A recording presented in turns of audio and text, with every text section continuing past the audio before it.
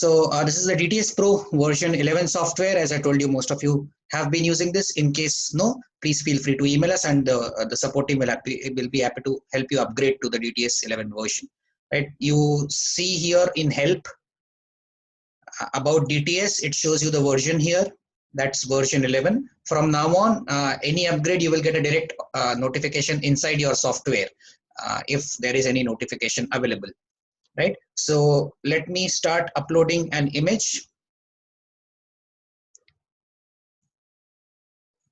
Right. I go to the next screen. Okay. A couple of tips that I need to give you whenever you are shooting any images. See, the software doesn't know whether you are using a mobile phone or a DSLR camera to shoot an image. As long as the image is decently clear, it doesn't really matter what type of image is being used. Of course, having said that, I don't want to get into argument of a mobile photograph versus an SLR photograph. But having said that, it doesn't matter to the software. What is the source of the photograph? Whenever you are shooting an image, make sure the patient is smiling broad, right?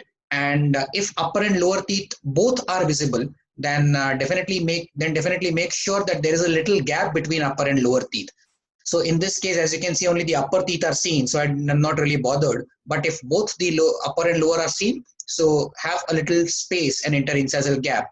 So typically, again, a tip there is ask the patient to say A and smile wide. So A and smile wide, that automatically creates a little interincisal gap. There are tutorials which are available online as well. So in case you have to go back and revisit them, plus there is a help menu in the software as well. So you can just go to the software guide, and any particular point that you want to go, you can just move to that help menu and you will be able to definitely get the information about the same. Right? So now the next step that comes to, and this is a step which is there in any extraoral image, that is the smile area selection. So I will just left click and start from one corner of the mouth and go to the other corner of the mouth. I repeat, I'll just quickly take this back, left click, don't leave the mouse, start from one corner of the mouth to the other.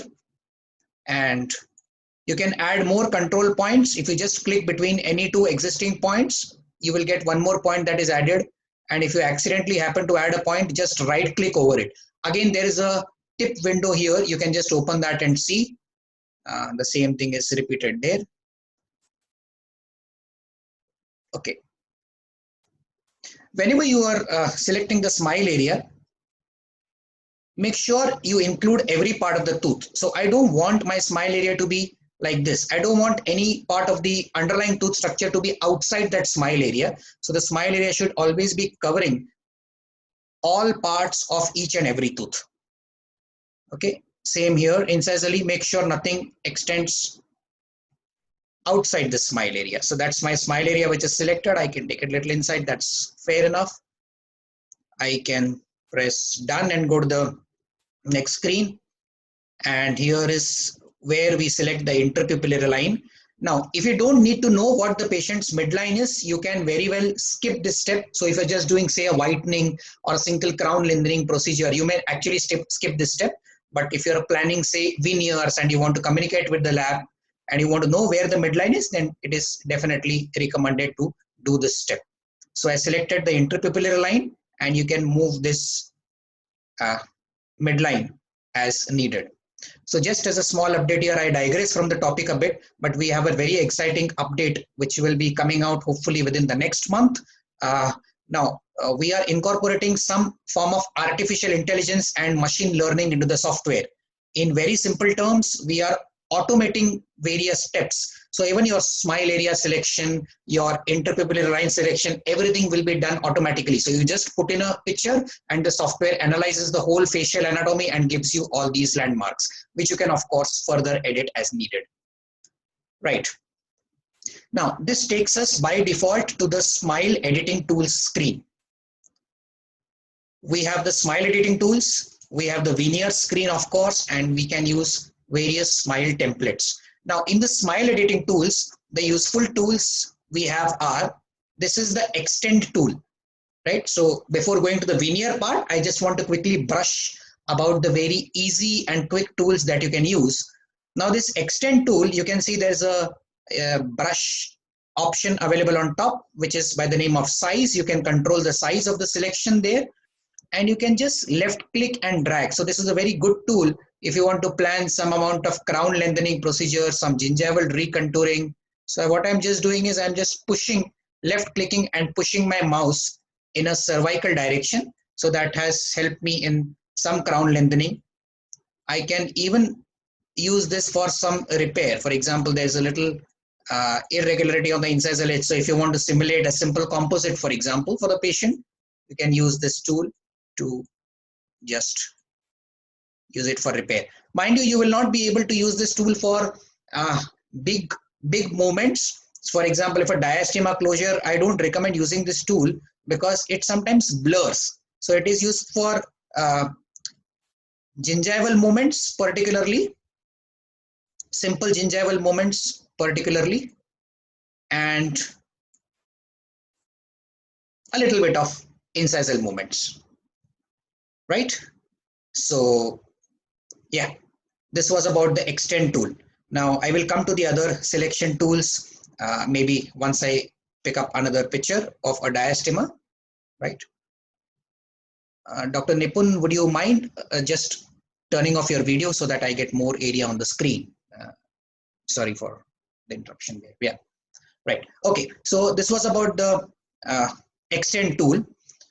You can use your whitening tool here on the screen. So it's just a whitening button and you can just increase your whiteness as much as you want to. So this just goes in from 0 to say a maximum of 100. You can even whiten it further, but in a clinical situation, definitely you don't want to go beyond that, right? So this is the two easy to use tools. We have the whitening tool and your extend tool. Okay. So, and you can straight away go to preview from here, and whatever changes you have done, you can just, I'm sorry to slightly enlarge this, and I will just minimize this. I just hide this thumbnail video. Yeah, right. Okay, right. So these are the two simple tools here. Coming back, let's go. You can, if you want to go one step back, you can just use this undo icon here. So this takes you one step back, or you can even use a Control Z. I always recommend don't use the touchpad of a laptop. Always use a mouse whenever you are doing any forms of simulations. Always use a mouse and not a touchpad. So I will use a mouse, and again, in the mouse there are controls like you have the center wheel of the mouse with which the image can just be zoomed in or zoomed out, right? And you can just press the center wheel of the mouse and scroll the image in any direction that you want to. So scrolling happens by pressing the center wheel of the mouse, and then of course there's zoom in and zoom out. If you want to revert all changes, whatever you have carried out, you can just press this revert all button. So undo takes you one step back and revert takes you complete to where you started. So that's your smile editing tools. You of course have a couple of selection tools here. I will come to those selection tools as I take another picture, right? So, okay, let's go to the one more easy section here that is called as smile templates. Now, where do you typically use smile templates? You use smile templates whenever you have to do a very quick simulation, right? So, for example, if I just want to add one of these templates and show the patient, just motivate the patient, a very quick wow factor in the beginning, you can use one of these templates. There are of course different shapes which are available in the library, and you can add your own templates. So you can just go to file on top, settings, and you can add as many templates as you want to. So it's an unlimited storage that you have inside the library. You can just go on adding templates as you want, right? Now, again, talking about the automation part, even this part is going to get automated. So the moment you open it, you will be able to see these different smile templates directly inside the patient's smile. So that will be the next update, what I'm talking of. It will be an automated software, right? So as of now, what you typically do is you select any 2 points. Say, for example, I select the tip of the papilla between the lateral and the canine on the patient's right, and same 2 point on the left. So I just left click and select. Similarly, I will mark those 2 points on the template here, right? You can anytime reset and mark them again. Make sure you mark in the same order, green and blue. And then this button on top here, the check fit button, becomes enabled. The moment I go here, what I see is, you can see that smile template directly superimposed on the patient's smile. Now this feature you can particularly use for multiple missing teeth, edentulous patients, right? Or patients with severe crowding where it is difficult for us to do normal simulations. You can use this feature very, very easily. I can reduce the opacity and match the smile template on underlying teeth as closely as possible. You can of course use whatever templates you deem suitable. If you feel, oh, too much of teeth are showing, I don't want too much of teeth to be showing in the smile template, no worry. You can go back to your smile area. Only those number of teeth will be seen which are included inside the smile area. So if I slightly reduce my smile area here, press done, come back to smile templates, and see now, I don't see the part of the tooth which I had cut. So again, I can easily slightly adjust. I'll go to preview, and you can, in the preview section, you can adjust the brightness and contrast of the template. So this is a feature which you can actually do simulations under 2 minutes, right from uploading image to showing a preview to the patient, right? So we call this instant smiles. Of course, you can change the height, size, shape of teeth, but just to give you a general idea of how do you use smile templates. So there is a nice collection of templates inside the library, and as I told you, you can use your own templates as well, right? Okay, now for the same patient, let us go to the veneers option here. Now, in veneers, we have these 4 basic outlines: the square, rectangular, triangular, and oval, and of course the lower template. Now, these are the 4 basic shapes. Of course, we can edit them to n number of possibilities, right? So you can decide how many veneers or templates that you want to insert. So for example, I have chosen 4 here. If I just go to the name, it will select all 8. I can add more as well. So say let me select 8 and insert it. Now this has inserted all of them, and it is giving me these controls, and I can just pull and align them following some curve. So don't worry if they don't match exactly. We have got options to match them later. So I will do a gross sort of arrangement here, right? Now remember, every function is on the mouse right click. So if I just right click on the mouse, I can have all the options seen on the right click. So I can select all, or I can select a single one. So for example, I have just clicked left click first. I can move this up and down, right? I just click inside one template, it gets selected, and you can then arrange the position of each and every template. You can right click and select all. So if you want to move all of them as a group, you can use the select all option, and then that I'm just going to spend a little more time on this section, right? You can reshape each and every template as you want. Just like in your smile area, you can add a point between 2 existing points, or by right clicking over it, you can just delete a point. So I can make it a little more triangular, for example, from here, right? So now suppose I want to select only these 2 templates, the canine and the premolar, and I don't want to select anything else. So I'll just click on the canine. I'll press the control key and press on the premolar. So it gives me 2 selections. You can keep the control key pressed and you can select as many as you want to. So 1, 2, for example, I can select these 2. I can select these 4, or you can of course select all. So you can right click and select all, or you can also press the control A key. These are regular shortcuts that you have on Windows, right? Okay. Now a couple of tips which I want to give here is, sometimes if you see, okay, just let me slightly adjust this. What you can see now is the proportions of teeth. The values that you see, these are proportions of teeth, the height width ratio. So this is also a part of the new update that we have just launched, the DTS 11. That is okay. So for example, I want my lateral incisor to be till here and not extend all the way down till there, right? What you can do is, now you want that lateral incisor to, the incisal edge of the lateral incisor to get cut. Now a tip here is, just press the apply key, okay? You see that part of the lateral incisor is seen under the template outline. Just come back and go to the smile editing tools. Okay, just come to the smile editing tools, the first screen.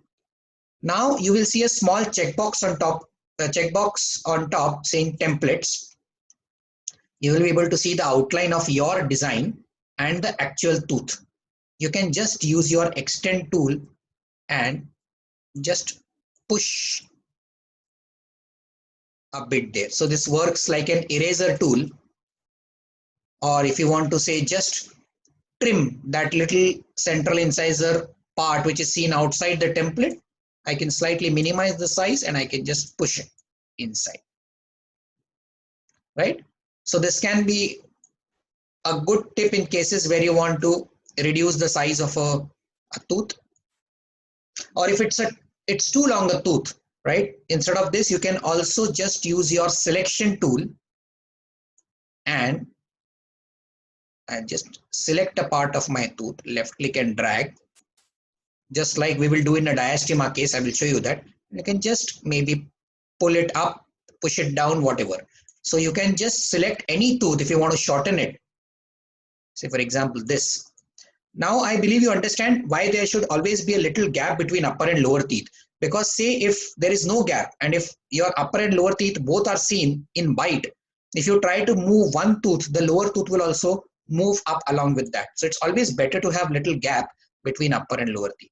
So I hope this point was clear of how to control the length of teeth under the templates, or that extend out of the templates, I'm sorry. So I come back to my veneer screen here, and as we have just done, the underlying tooth is no longer seen. The lateral incisor is no longer seen.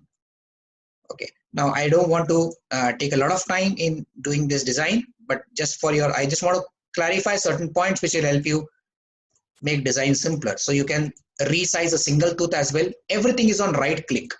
All options on right click. So I can reduce it, and right, I can just reshape that as well.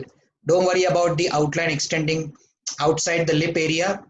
No problem. The smile area that you have selected in the initial step will take care of that without any problems at all. So don't worry about it extending outside. If you want to delete a single template, say if you want to just plan 6 veneers, you can just delete. I can delete it here as well. Or if you want to add more, so let me undo, let me get those two back. So I have undone them, and I can just right click in the last template and I can either duplicate this,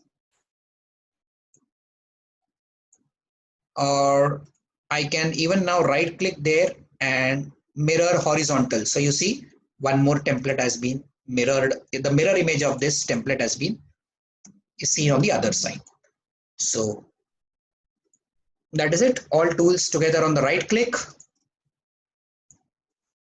I am good with this design now. I don't like that little bit of overlap there, so I can just push my canines slightly back. This canine appears a little too broad. Slightly narrow it down. Yeah, good to go. Right, so those are my designs. Do you need that amount of crown lengthening, or do you know? So let's go to the planning window. Before putting textures, let me quickly take you to the planning window to see if the designs that you have done, do they really follow the aesthetic principles or no? So you have the smile curve. You can check the smile curve here. Of course, this becomes more important when you are working on a retracted image. Here you can actually see the curve of the smile. So then you have the golden proportion guide here. So this I'm talking of people who want to actually design their cases digitally. Not everybody would like to, some just use it for the simulation level. So, but all these tools are available. So that's your golden proportion guide. If you want to, you can just check. You can check your proportions here. For example, whether you want to do crown lengthening or no depends upon how much proportion your tooth is. And if you want to change it, you can edit it on this window as well. Just and resize, so that gives you, so you can see the change in proportions there. So you take a call whether you want to do some crown lengthening or no. And if you want to do some crown lengthening, you can also get a template designed from your lab. So what you first do is you will calibrate the software. So let me just switch off the templates for a while. How do you calibrate the software? So you actually measure the length either inside the patient's mouth or on the patient's model. Say for example, that is 20 millimeters of the length of the two central incisors. So now your software is calibrated to the actual real-time measurements, and you can then measure and even send this to the lab, or this goes to your interdisciplinary team, to your periodontist, for example, or to your lab. So they can use all these measurements. You can directly export this designs from here along with the image to the lab so that they can design the mock-up to the way you have designed it on the photograph. So that's the planning screen. Of course, if anybody has certain doubts, I'll be happy to take them at the end of the session. But right, so yeah, we are good with the design. I don't like a little bit of tooth tissue showing in there, tooth enamel showing in there. So I will quickly go back. Do you want to save your designs? Yes, I do want to save my designs. Let me just quickly go up. And again, I'll be happy to use my extend tool and just press it here. That's it. So I've just pushed my gingival tissue a bit. That gives me good simulations. And let's put some texture. Let's make this lady beautiful. So you can use any of these textures from the library, or I can even put the patient's own tooth texture. So let me show you both the methods. The moment I press apply, this puts in this textures automatically. For example, if you see all 8 teeth have got a texture. So tooth number 1, texture goes into tooth number 1, and so on and so forth. I am good. I have applied this. Let me come back, go to the preview section. That's my simulation. Now I can play with the brightness and control contrast a bit here. So I want to make it a little more bright. Slightly make it a little more shiny as well. You can adjust the lip shadow also. This is basically more like a characterization tool so that it blends in. So this is a lip shadow, as you can see. I'm just exaggerating it so that you can see what exactly this is. This basically, see there, as you can see, this fills in some lip shadow. So whenever you are taking a photograph with a flash on, it does put some shadow on the veneers. So it just gives that little more blending feel to it. So slightly increasing it. And the thing that I always like to do for all my simulations is slightly reduce the opacity. So what happens is this makes them a little transparent and it blends with the underlying image. I like to keep it anywhere from 85 to, so it's a personal thing. You know, somebody would like to keep it say around 81. If you feel it is too bright and looking fake, slightly reduce the opacity, maybe get it to 85, thereabouts, and that is a simulation with 6 veneers, right? And you can play this on a big screen for your patient, that this is what we are now, and this is where we propose this to go, right?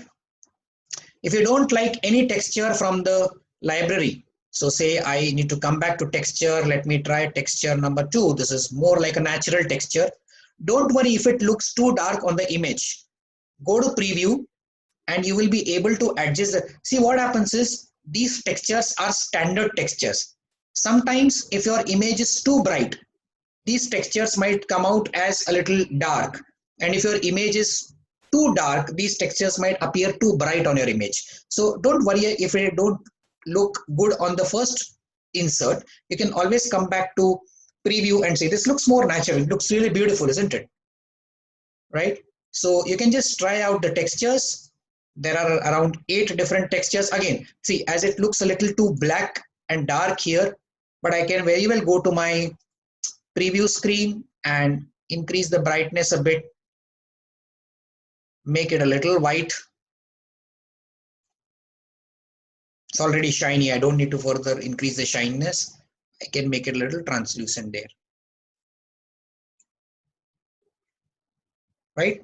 If you feel I want more of my teeth to show, the bottom edges are not showing, do not worry, or any part of the underlying tooth is showing, you can anytime come back to smile area as we had done for the templates as well.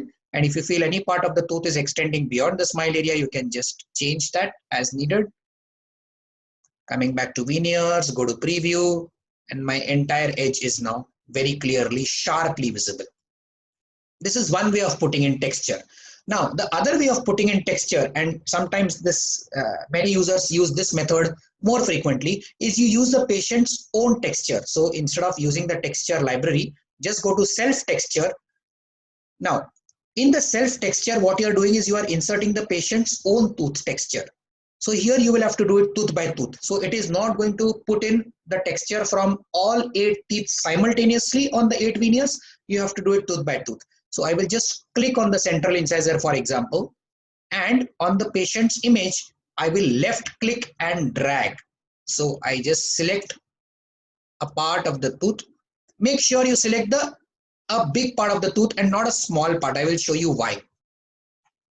So suppose I have selected and I will press apply. So what this has done is this has sort of copied the texture from the patient's existing tooth and inserted on the veneer outline.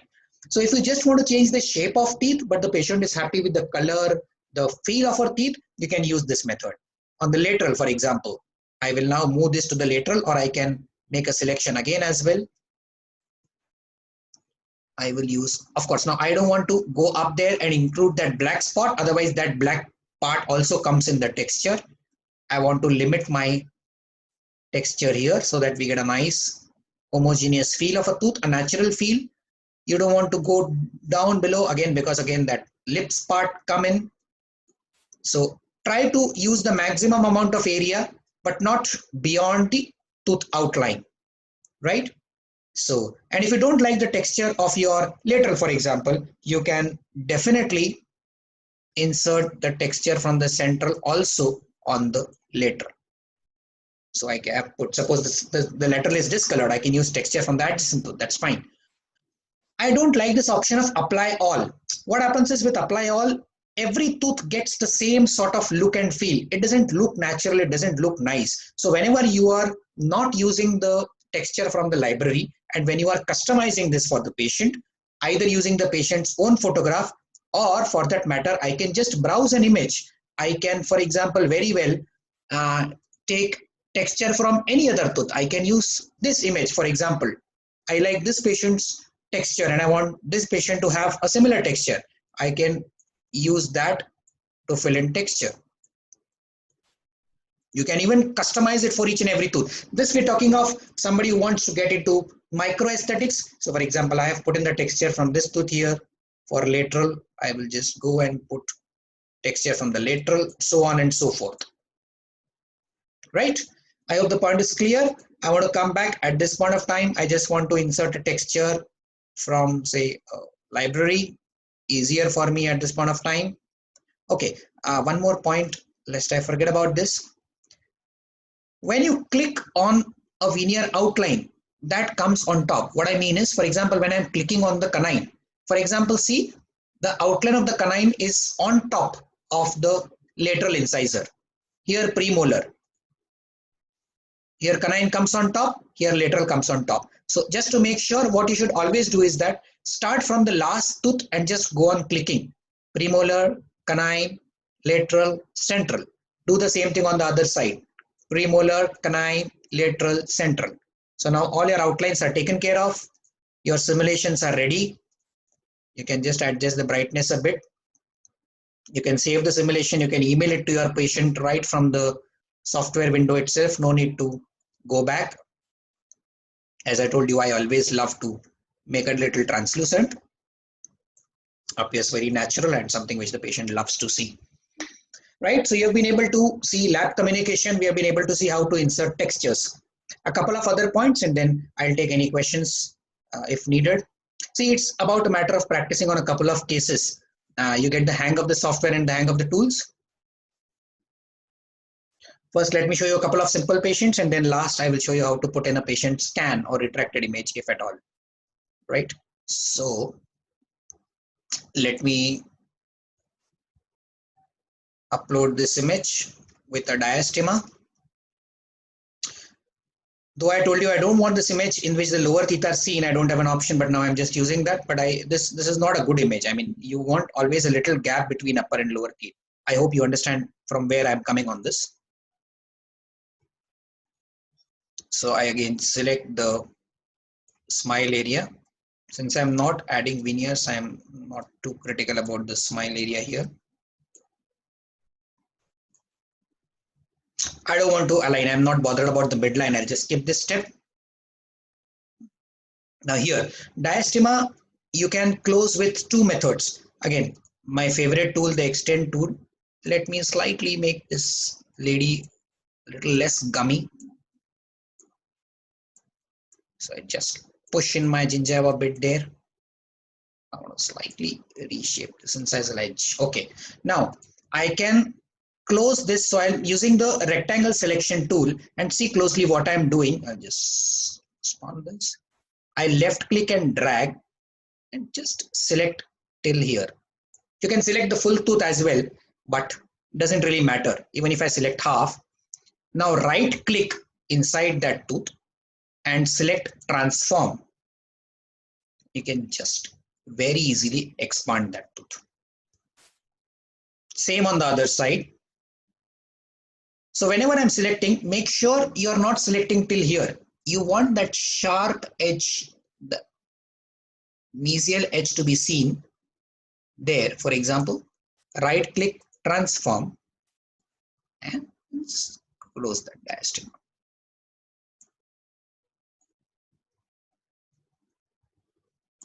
But if I don't want that, slightly.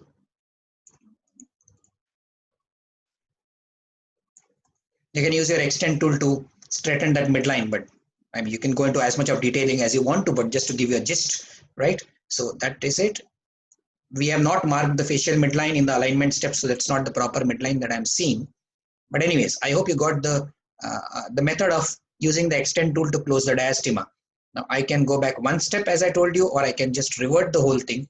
The other way of closing this diastema is orthodontics. So here, instead of expanding teeth, I will just select the entire quadrant of teeth. Make sure again I am including till that edge.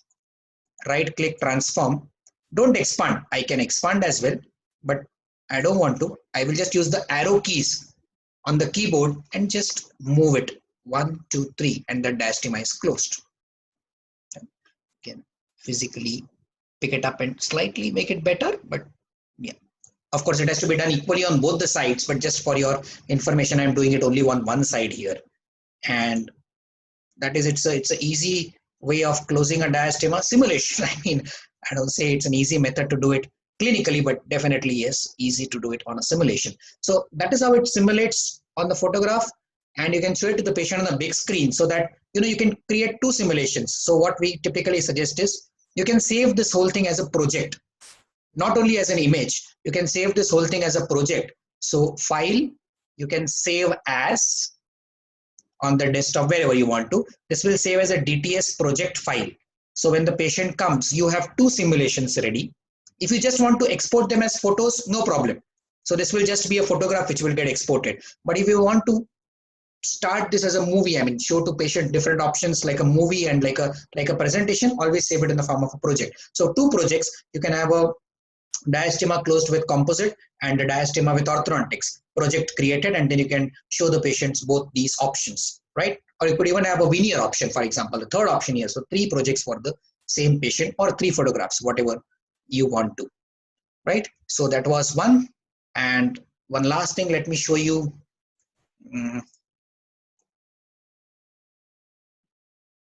For those into orthodontics or for general dentists who want to show patients certain jaw changes, let me, since I'm talking about the selection tool, the same application, so I just upload the patient's image and say the patient wants to see what orthognathic surgery or orthodontics can do to her jaw.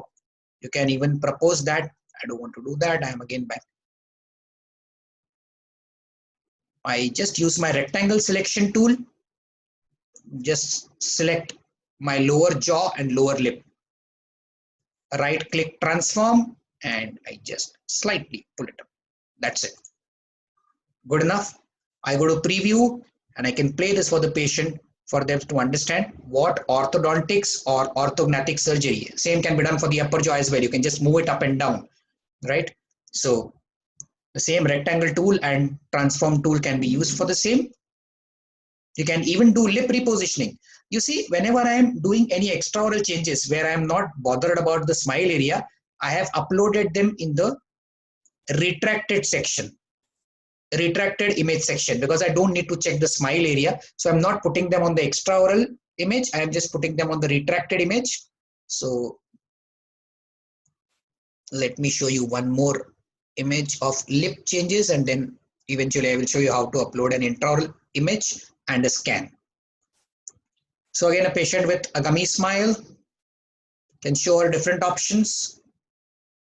Smile area selection, of course. As you see, when you upload an extraoral image, it asks you to select the smile area, and you cannot go further without selecting the smile area. That is why I told you when I am putting a profile image, for example, I am okay putting it in the retracted image because I don't really know where the smile area is. So I'm done there. I'm not bothered about the midline too much here, so I just skip that step. You can just use your extend tool again and do a little bit of crown lengthening, right? Now, if I want to just simulate some lip repositioning, it might not have direct dental implications, but just for the patient to understand, you can use your freehand selection tool. It's rectangle and freehand. These are two selection tools. So here you can, like a freehand, select whatever you want to. A rectangle will always give you a rectangular selection. A freehand selection, of course, you can always select. Always remember, select more than what you want to intend to move. So if I intend to move the upper lip, I have selected a little more than the area of the upper lip. Right click, transform, the same way as you have moved a tooth. If the image is big, sometimes it might just take a little time to come to this. So I just move that lip a little bit here, up and down. Now you see, as I move it more and more, there is a little bit of a pixelation that starts to come under the nose. Just to be sure the pixelation is away from the lip, away from the patient's area of interest. That's why I have selected the area more than the lip. I hope you are with me on this, right? So that's about it. This is an ideal image. The image that I was talking to you, always a little gap between upper and lower teeth and not in bite. So I can, if I want to select a single tooth or a couple of teeth and I say I want to lengthen them, I can easily lengthen them, shorten them. I'm not bothered because there is a gap between upper and lower teeth. It doesn't really matter. The lower teeth don't move along with my upper teeth. I can even rotate teeth, so you have the freedom to do whatever you want to. I can just Control Z and undo the whole changes. And that's my preview there. Right? You can play it again in the form of a movie and show the patient some changes that you're proposing. Some lip changes there as well, and some gingival changes as well. Right? Last part is when you have to do a detailed planning and when you want to upload both extraoral and intraoral images. Oh, I think I left the mirror tool as well. Just let me quickly do the mirror tool and then I will eventually come to how do you upload an extraoral and an intraoral image. So I upload an image with a unilateral crowding, which I can easily correct with something called as the mirroring function. This mirroring function can be used in cases where one side of the jaw is normal and the other side is, say, crowded, or you have a missing tooth on the other side, for example. You have a blocked in tooth, you have a discolored tooth on one side, selecting the interpupillary line. and done. So it automatically corrects the image alignment as well. Now, here is the mirror tool. The mirroring tool will mirror whatever I want and paste it on the other side. So what I will first do is just want to slightly rectify my midline here because I want that to be normal because I'll be mirroring it on the other side. Okay, good enough using my extend tool. Now I'll select my mirror tool. Okay, just listen to this tip carefully. This is a very useful tool and it gives you beautiful simulations for many cases, crowding, missing tooth, as I told you, a single side. Just a single practice on a couple of cases and then you should be able to easily use this. What I always want to do is keep the width of this selection to almost one tooth width, around one tooth width. Now press Alt key on your keyboard and left click. I repeat, press Alt key and left click. I will take you back to the help section here. You can just check the mirror tool and whatever I have told you is mentioned here. Right? It's the same case which I'm showing here. So do not worry. Don't try to sort of memorize it. It's just an Alt key and left click. Just leave it. Get the mouse on the other side and just start left clicking. So see what this is doing is it is mirroring all areas from the plus and pasting it on the other side. And I come back and I just meet. Got it? I'll just redo this for you, the whole thing. I'll revert back again. I started by slightly rectifying my midline. Bit. Mirror tool. Size selection around one tooth wide. Alt and left click. Come on the other side. Just left click. I can stop wherever I want to, or I can just continue left clicking and moving my mouse. So it mirrors whatever you want to.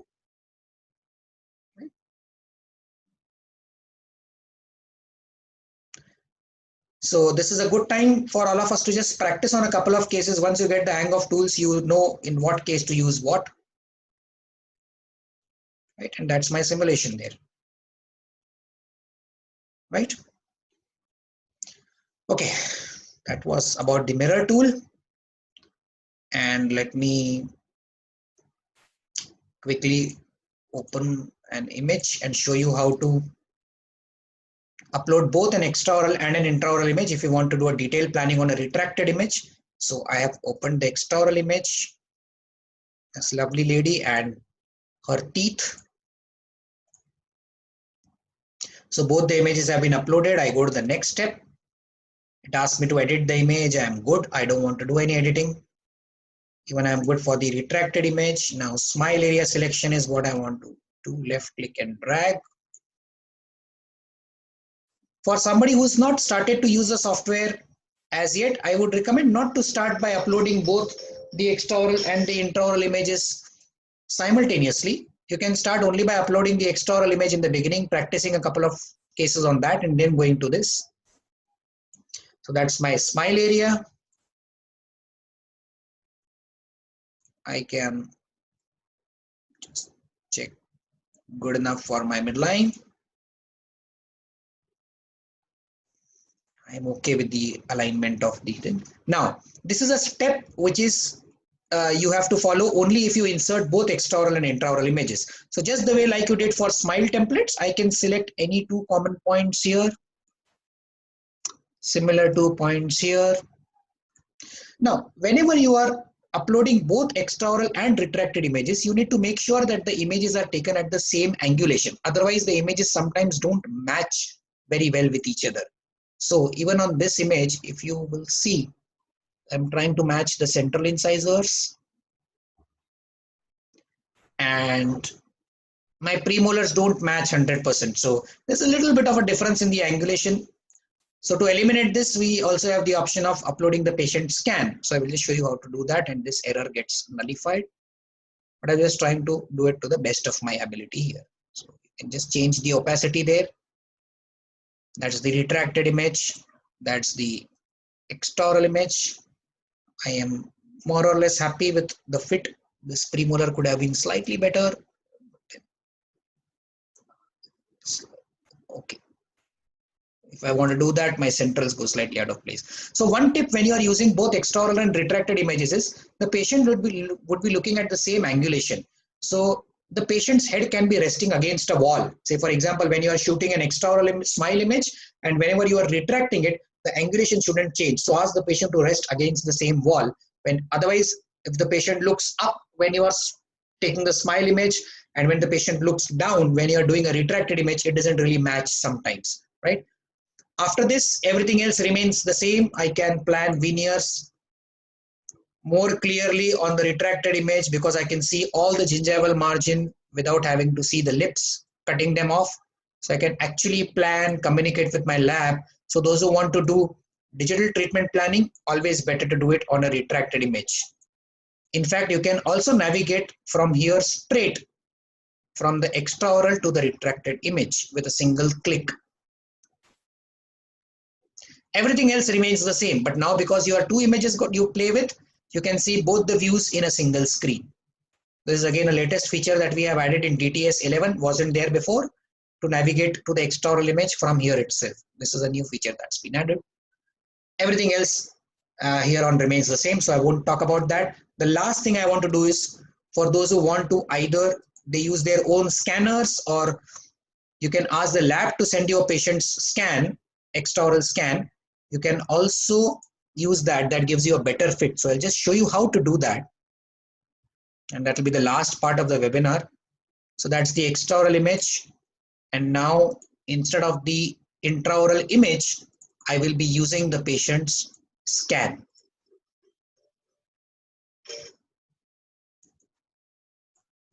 And the scan is a STL file. So I just want to select the upper STL file there. So that's the patient scan.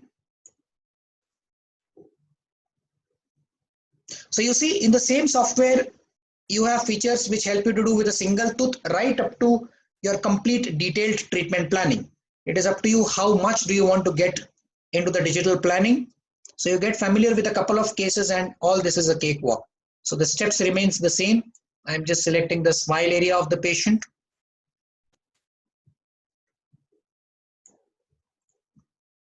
I will just select the midline of the patient.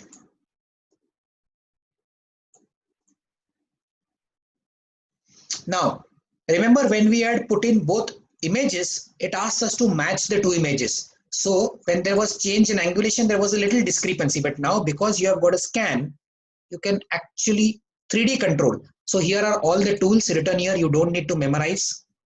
You can just use the help tip there. And once you do it on a case, you will be able to easily remember. So I just use my shift key to turn it here. I can use my control key and move the mouse to zoom in, zoom out. I can move it bodily or I can just tilt it in any direction. So I'm just showing you how to match it and then later the steps remain the same. So this gives you the advantage that even if your angulation is not proper with the photograph, you will never get this error when you're using a scan, right? So your lab can actually replicate the way you have planned. So that's your extraoral image and that's your scan. You can just go ahead and do a lot of detailing in there. I don't want to take a lot of time in doing that. I'm just trying to show you how this is done. If I just match one side, slightly move the smaller down in there, and it's almost done. Slightly zoom out. Yeah, good enough. So you can check whether it matches or no. It does, and then click insert. And now you can plan using your scan and need not worry about the change in angulation that you had possible with the photograph. Now you can use the same tools that you have used for any image on a scan, right? So that was about it. I hope I have been able to put the point across. I hope something is clear at least till this point of time. And if you have any questions, I am available for the next 5 to 10 minutes. And of course, we are always available on mail if at all you need certain if you have any doubts or any problems using the same. Update your software. It is available free of cost for all existing users. So get your DTS Pro 11 if you don't till now. As I told you, just go to help and about DTS, check what version of the software you have. From 11 onwards, all update notifications will directly come inside your software, so you need not worry whether you're using the latest version or no. So you will get all notifications inside the software itself. Okay, and I am really excited. I'm looking forward to the next month, couple of months, when we will be releasing the artificial intelligence module, and things become much more simpler after that, right? So I hope this was okay, and any questions, I'm happy to help. Let me pause there.